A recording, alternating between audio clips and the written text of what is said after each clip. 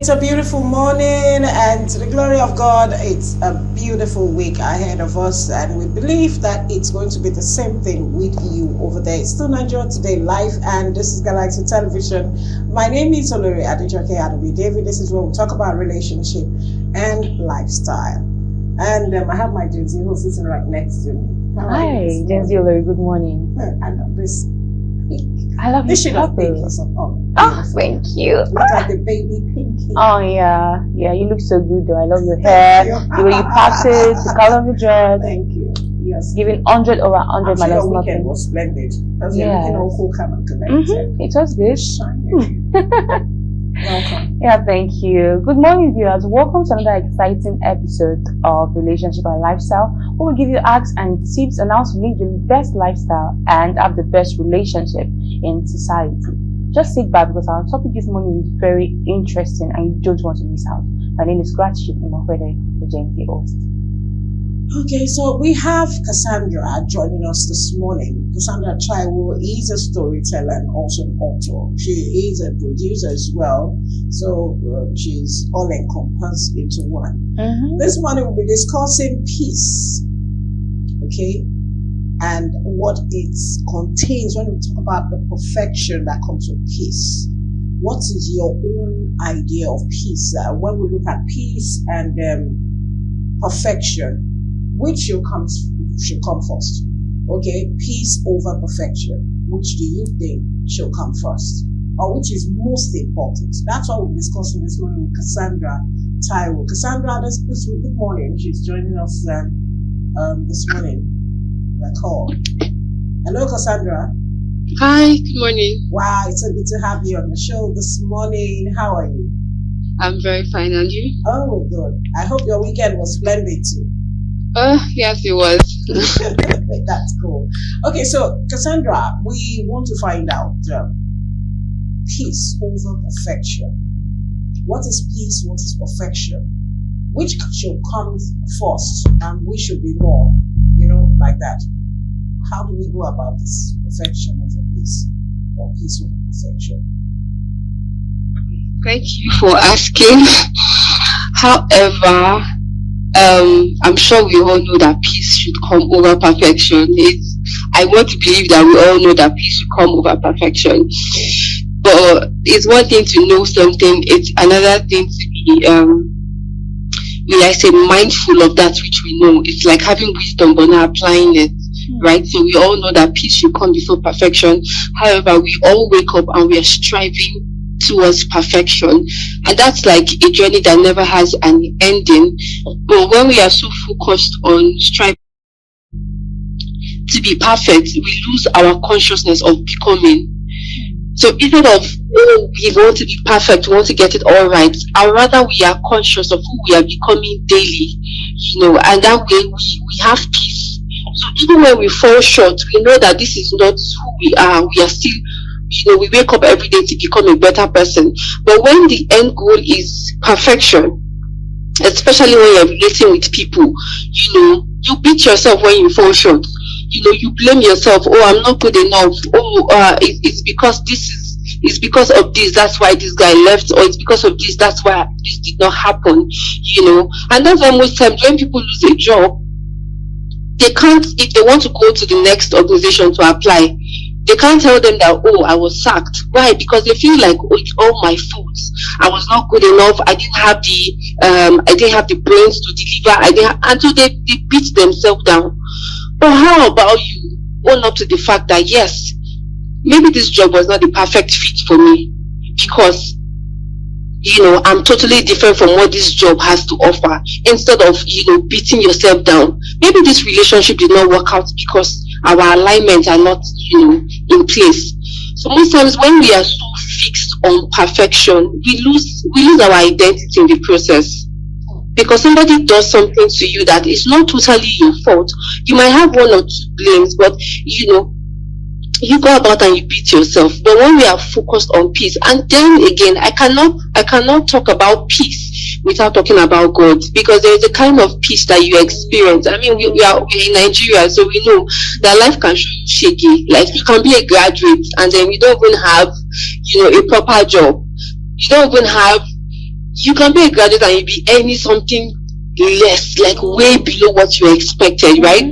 True. So there's no way we can talk about peace without talking about God, because the kind of peace that passeth all understanding can only comes from knowing that yes, you are not in this race alone. There is somebody who is with you, who is for you, and who is, just there. So I would say peace over perfection.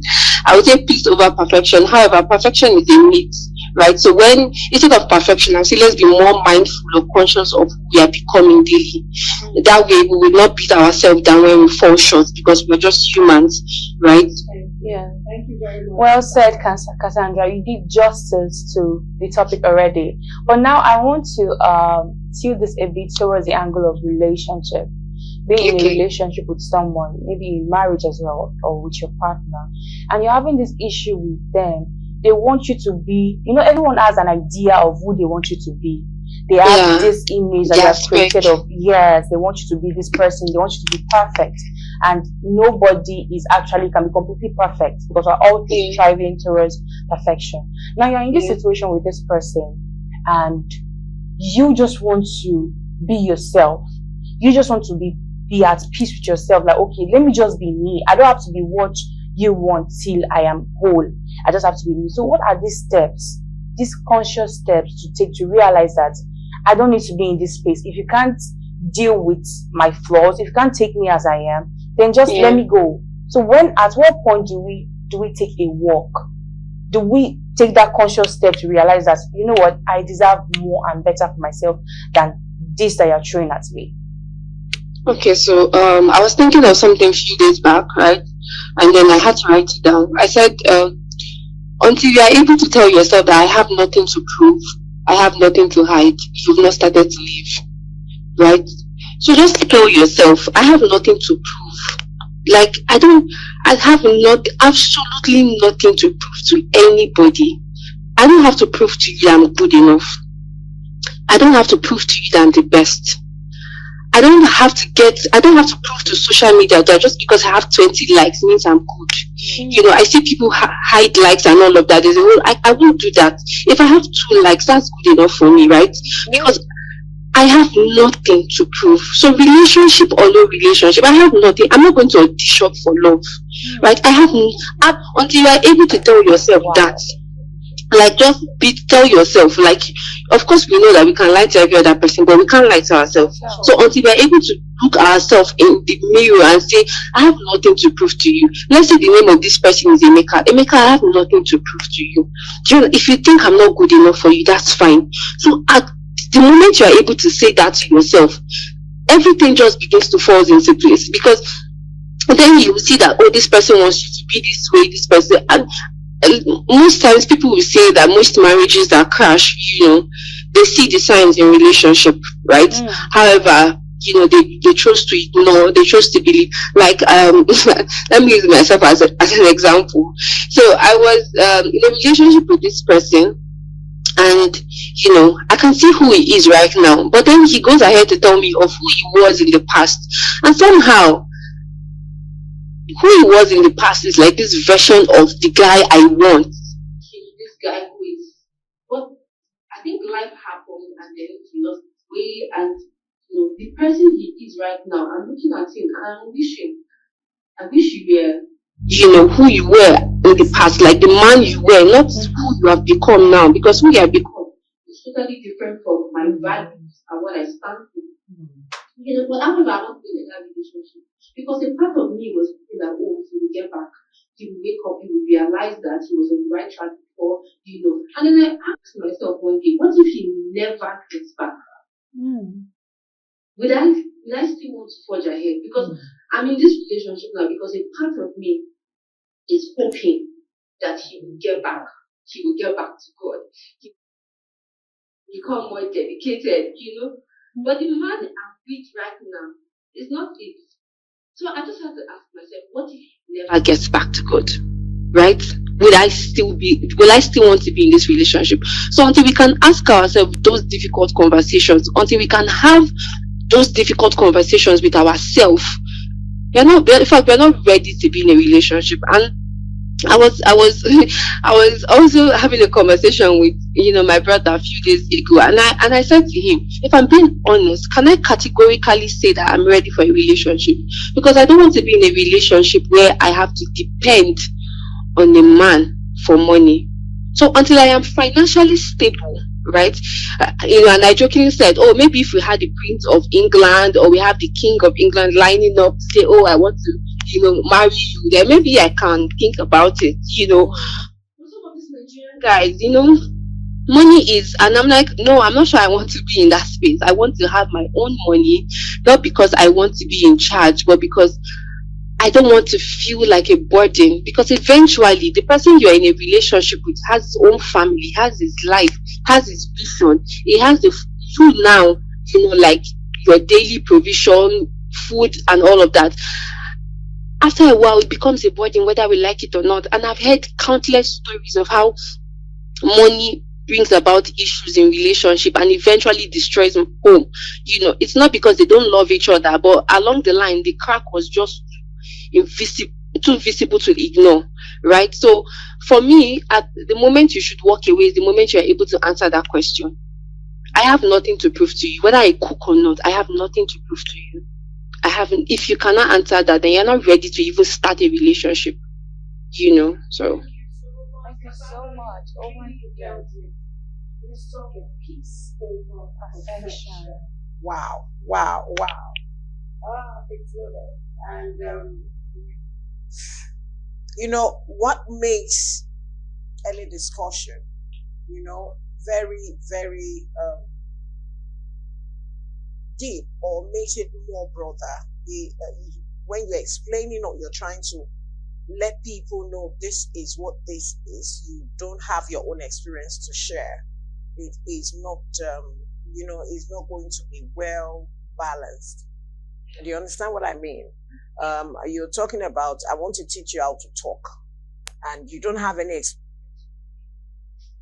thing like that, and you're just talking. You just go and Google and talk. But when your experience comes in, it goes deeper, and it gives us the understanding of the knowledge that, wow, so if this person can go this far, oh no, you have tried. It's so good to have you, Cassandra, this morning. We appreciate the fact that you could join us. Viewers at home, we've been talking with Cassandra Taiwo. She is a youth transformational coach, a storyteller, and an author. So we talked about peace over perfection. Of course, peace that surpasses the understanding of man. It goes a long way. And perfection will be the second, right? Yes. It should be the second. So from everything she said, we should be more self-aware if we are not. Self-awareness, I cannot overemphasize this. Self-awareness will save you so many things.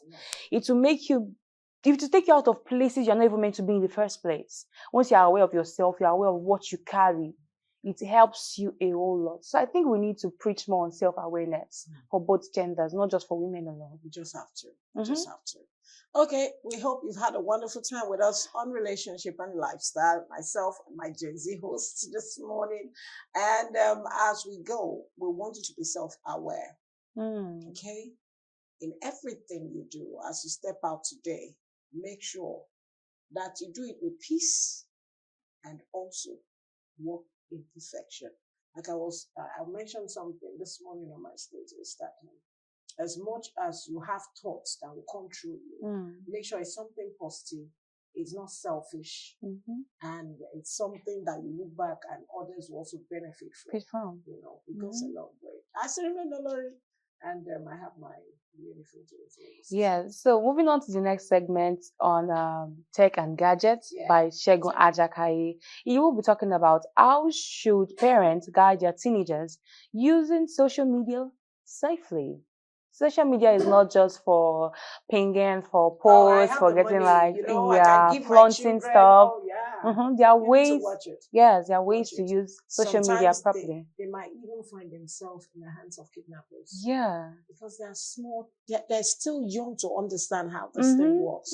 And so we just need to guide them through. Let's join Segun Ajakaye on Tech and Gadgets. And Irepami will be back on Nigeria Today Live to continue. Stay tuned.